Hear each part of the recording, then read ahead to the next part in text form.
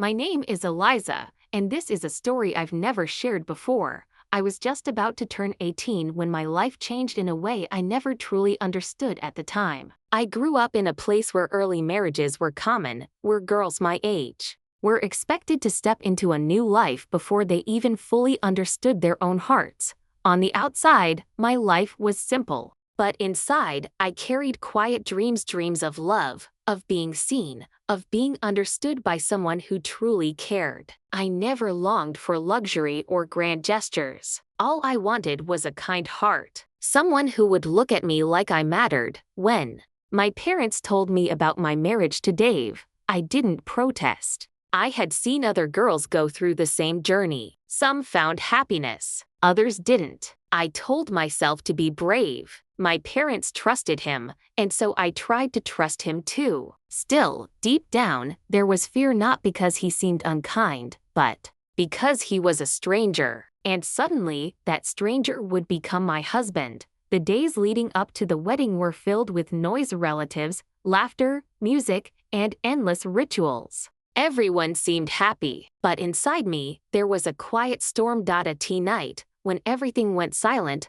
my thoughts grew louder. I thought about what would happen after the wedding, about the stories I had heard, some frightening, some confusing, some never fully spoken. I didn't know what to expect. Then the wedding day arrived. I wore red and gold, my hands decorated with intricate henna designs. Everyone said I looked beautiful. I smiled for the photos, but inside, I felt like a child playing a role she didn't fully understand. Leaving my parents' home was the hardest moment. My mother's tears, my father's silence, it all stayed with me as I stepped into a new life. My feet moved forward, but my heart wanted to stay behind. When I arrived at my husband's home, I was welcomed warmly. Smiles, kind words, and traditions surrounded me, but none of it could quiet the nervousness inside me. Later that night, I was taken to our room. The door opened softly. Warm light filled the space. The bed was decorated with flowers,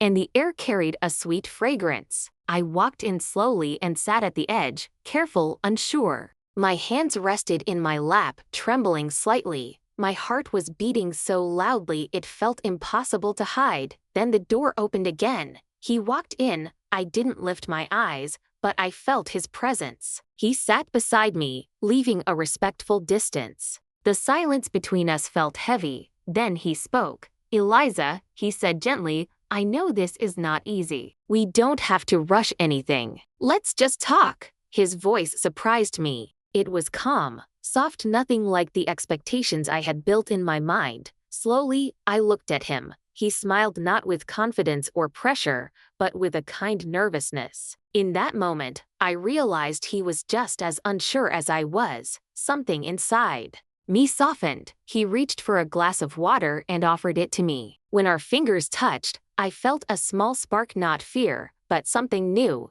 He began speaking about simple things, funny moments from his life, how nervous he had been before entering the room. His honesty made it easier for me to breathe. For the first time that day, I smiled. It was small, but it changed everything. We talked slowly, naturally. There was no pressure, no expectations. Just two people trying to understand each other. After a while, he asked softly, "Can I hold your hand?" I nodded. He held my hand gently, like it was something precious. There was no force, no urgency, just warmth. And that's when something shifted. The fear I had carried began to fade. In its place, there was a quiet sense of safety. He leaned slightly closer and said, "I won't do anything unless you're ready. I want you to feel comfortable with me." Those words broke something inside me, not in pain, but in relief. Tears filled my eyes without warning. He didn't question them. He didn't panic. He simply wiped them away gently. Then he kissed my forehead.